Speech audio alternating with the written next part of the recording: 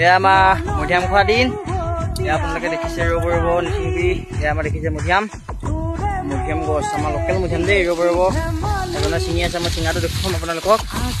দেখিছেনে মধিয়াম, একদম লোকেল মধিয়াম আৰু মধিয়ামকেইটা আমি দেখুৱাবলৈ লাষ্টত চেষ্টা কৰিম।